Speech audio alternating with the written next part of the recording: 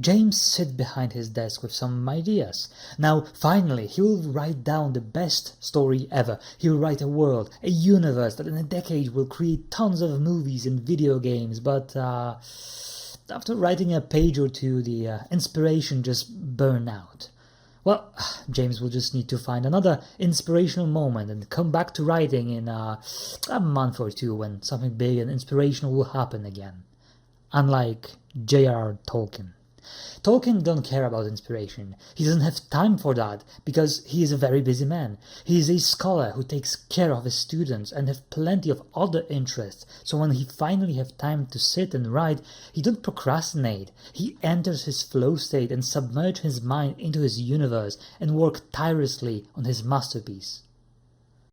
I remember one time when I was living in Iceland. It was autumn, it was pretty dark and moody and grayish, and it was weekend, I believe. I went for an inspirational walk through the black coastline of Iceland. And imagine this, you are walking in an inspirational moment along the black beaches of Iceland. And you feel the cold rain in your skin, you feel the salty smell of the sea, and you have this beautiful landscape, Icelandic landscape, and all of that while listening to Vardruna in your headphones.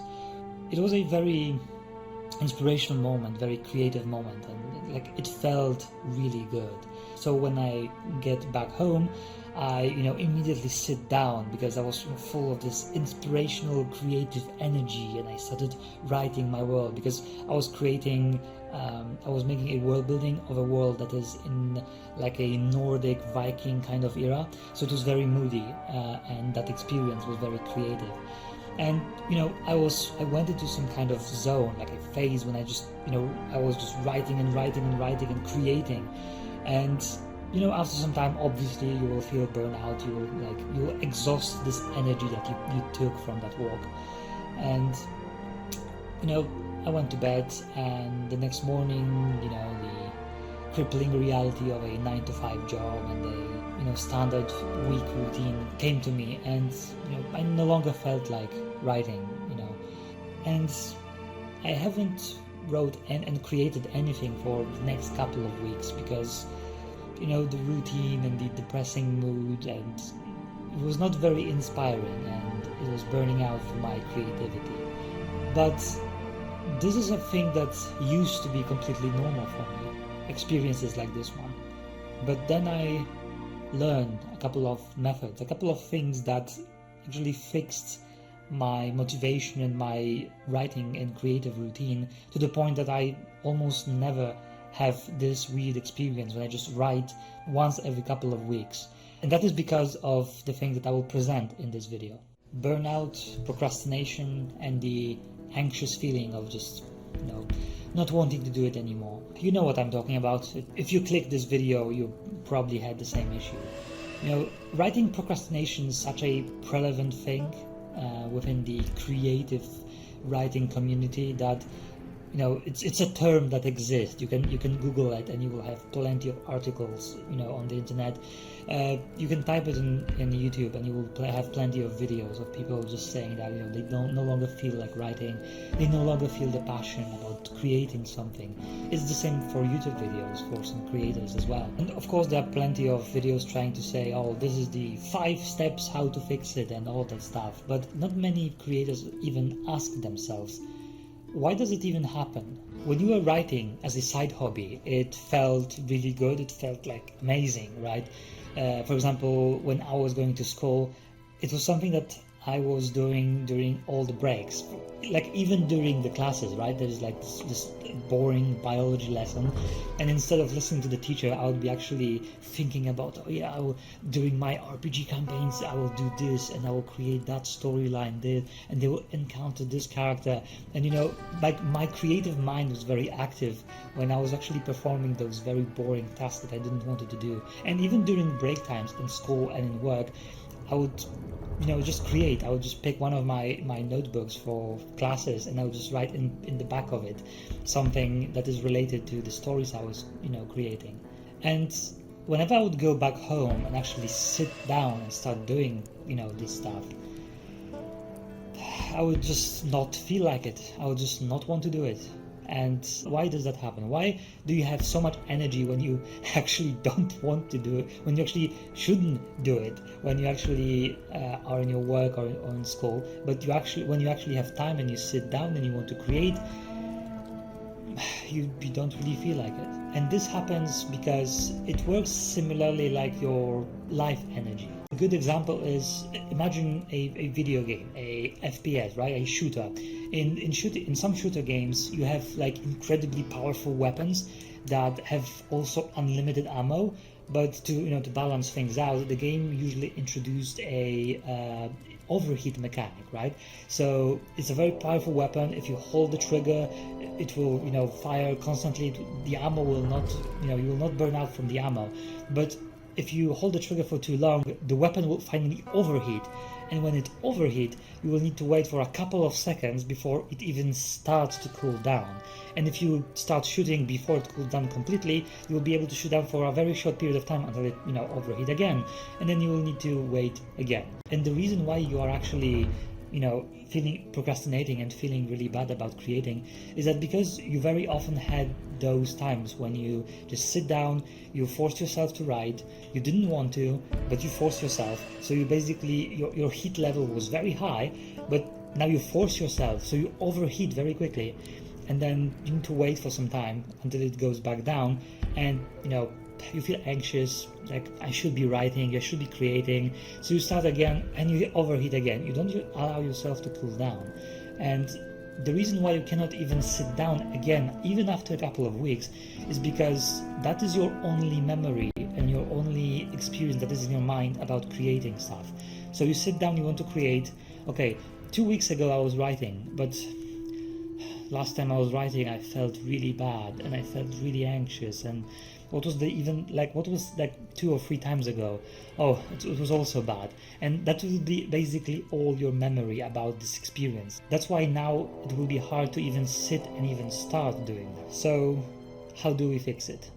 One step at a time. That is a rule that I gave myself when creating stories, writing, doing world building, and all of that stuff. Because all of that can be very overwhelming. Because you sit down, you want to create, and there is this thing to do. Okay. Oh, and that thing. Oh, and yeah, I forgot about this thing. Oh, and that thing, and this thing, and and even that one. You are very overwhelmed by the tasks that you need to perform. And in the moments like this, the first thing you need to do is stop. Just stop doing whatever you're doing and take a breath, take a step back, look outside your window. I actually learned that from Joko Willing, who is like a ex-Navy SEAL. He always talks in his podcast that whenever he will feel very overwhelmed in a stressful situation, and military people, when they are in a stressful situation, every single decision that they make can cost lives, so it's even more stressful. He would usually just take a step back and rethink everything, just not get overwhelmed by everything that is happening, because the decision that he will take will be very important and it will cost lives.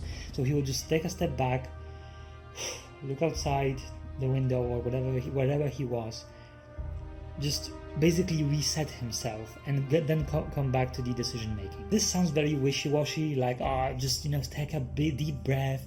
Look, like it sounds very spiritual and stuff, but no, it actually works, because what actually happens is you're overwhelmed because you try to focus on so many things, and when you take a step back, you basically extend your focus. You basically see the broader picture. That's why it's much easier then to come back, because now you know where to focus, and that's the next step. Just pick one thing, one task, especially like a small task that will take like 10-20 minutes. Let's say I will finish writing this page. Let's say you wrote like half a page of your story. I'll write half a page, and that will be all. That's my task. You do that, just focus on that, and you do nothing else. Just focus this. Just finish this very small task, and when you finish that task, you can take a 5-minute break. Calm down for a bit, come back to your workstation or whatever you're doing, wherever you're creating, and then pick another small task. But you probably wouldn't need to pick another small task, because what I see for example, with my own experience, I rarely need a second round of that. Usually when I pick a small task, it's like I get into the flow, like I finish that small task and everything after that small task, it's just a bonus, right? I already finished what I was supposed to do, and I am just doing additional stuff because I feel like it, because I went into the motion of doing whatever I was supposed to do. And this is such an amazing and positive experience, because what happened is you basically done what you told yourself to do, and everything else that you do is like a bonus. So you don't really feel bad when you need to stop at one point. And now you will feel more confident because you basically managed to keep a promise to yourself. You made yourself a promise that you will do this, and you actually did it. And now you will feel actually proud of yourself and confident. And next time you will need to sit and create stuff, your last memory from a creative session that you did would be a very good memory, a memory of being proud of yourself, because you actually managed to keep a promise to yourself and be confident. And every single time you will sit again, you will feel better and better and better, and you will get into a flow of completing your tasks and doing creative work. Burnout is a very natural thing, and well, if you clicked on this video, you probably experienced it once, at least once recently, so that you remember how it feels, right? It feels like you no longer have any energy to create. Like you had this inspiring vision, but you no longer want to write. Like you feel like all your energy just vanished somewhere. And the first thing that you need to realize when something like that happens is that it's not because of you. And what I mean by that is not because that you are a bad person. That when you look at someone you respect, a writer or someone creative that you respect and look up to, J.R. Tolkien, like he could create so many amazing stories and he did all of that stuff.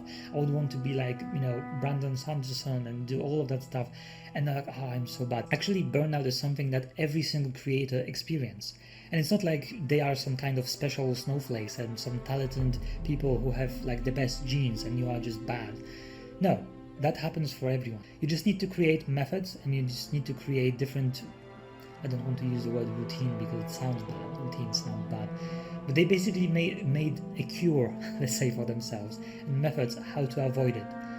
And that's basically all you need. You need methods to avoid it. So what's interesting about burnout is, when you think about it for a moment, you will realize that burnout never happens for like a repeated manual work. If you do something repeatedly, like if you ever worked in a factory or a processing plant like I did, you will see that when you do a manual work, you can do it for like 8 hours and you don't really feel tired, at least mentally tired, right?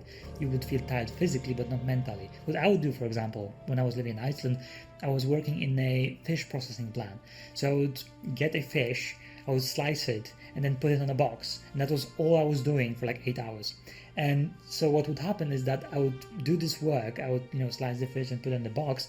And in the meantime, I would start thinking about my Warhammer 40k army, because at the time I was finishing my Space Marine army, and I basically created my own chapter for my Warhammer 40k army, and I was just thinking about the backstory of my army, and I will call them like this, and this will be their paint scheme that I will paint them as. And I was doing all of that work, creative work, whilst processing fishes in a fish processing plant. But then I will go back home, I will sit down, and all the energy is done. Like all the creative energy just vanished. So what I quickly found out is that it's not my creative energy that would vanish.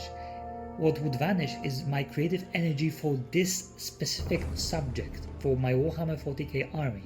Because if I would actually stop thinking about my Warhammer 40k army, and I would think, okay, I have my RPG session in 2 days, I need to think about the campaign and what my players will do, I would just go back to that. I would just go to this, and I would be very creative in that regard. And I was like, wait a moment, I was burned out a moment ago, and I'm doing a different creative work right now. And I basically had like an eureka moment. From that moment onward, I basically create a rule that I always say to myself: focus on projects, not on tasks. Let me give you an example. Imagine this, right? Imagine this. You want to build a house, a house. What is the first thing that you will do, right? You will maybe pick a shovel and start, digging the foundation for the house. But sooner or later you will actually feel very exhausted. You will not really want to do it anymore, because it does actually require some mental capacity, because you need to plan where you need to shovel. Maybe you make a mistake, you need to be very careful to not make a mistake, and you'll be very bored very quickly of just using that shovel all the time. So what else you can do to create that, to make this house? Well, your house needs some electricity, right? So you need to go buy the wires, buy the cables. Maybe now you will start building it, right? So now you will need to go buy the bricks, put the brick glue. I don't remember the name of it, but basically the thing that you put between bricks. But that, you are quickly bored of that, so you switch to a different task. And do you see what I did here? I basically created a project which is building a house, and I divided it into tasks, small tasks that the moment I get bored and exhausted of a single task, I just switch to a different task. And before you say, oh, I cannot do that because writing a story is just one thing, you just write a story and nothing, that bullshit, okay? You can actually divide anything into tasks. Okay, you write a story. Just writing is not the only thing you can do, right? You write your chapter, you write your scene, and you find if you're burnt out. What else you can do? Well, there is this kingdom that my character will go to in like two chapters.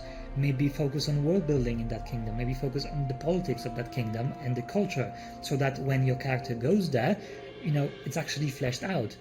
Maybe there is a side character that will appear in like 4 or 5 chapters, or like in a different scene. Maybe make a backstory for that side character, because now when you made the backstory of that side character, even though you will not present it in your story, now you will feel more immersed when deciding what that side character will do in a specific scene. From that moment onward, when I actually managed to use it to my daily life and to my work, especially creative work, when I do my RPG campaigns, or when I create stories for my other project, which I will not talk about now, I can work for like 6, 8, 10 hours. Like one time I even worked like 12 hours on my project, and I'm not exaggerating. I woke up at like 10 a.m. and I went back to sleep at like 10 p.m. I maybe not went back to sleep, but I actually stopped working on my project. Of course with some, pauses, but I could focus on my work at the entire day and not be burnt out. Of course, I will be exhausted by the end of the day, but you can easily work an entire day on anything creative if you just manage to pick a project that you want to do and divide it into tasks that are actually enjoyable for you and creative to do. So, I hope that you really enjoyed this video and it would prove to you very helpful. This video was actually meant to be much shorter. I just went into a rant and a creative improvisation during this. The moment you realize that those methods that I tell you are very effective, like suddenly creating a video is very enjoyable. What's funny is that I actually made this video before, and it turns out that my PC actually started taking the audio from the camera instead of my microphone, and I actually needed to scrap the entire video and make it again, and I needed to re-record the entire of the video, which the raw footage is around an hour, I would say, which would be trimmed down by my editor, and I still find it very enjoyable, even though I made basically the exact same video like 2 hours ago, that I realized it was the audio was shit. But the moment you start taking a lot of joy from your creation, it's really hard to be burned out. Like I can actually start writing the script for another video right now and start recording it by the evening, although I have other work to do in the meantime. But that will be all for today. I hope that you found it very useful and helpful. If you really like it, maybe share it, and if it will have a lot of views and I will see that it will be very enjoyable by people, I will actually make a like full-on guide, like on 1 or 2 hour guide. What I actually said here in this video, that's just like small dip of productive methods that I actually implemented to my work to feel very enjoyable, to make it very enjoyable to do, right?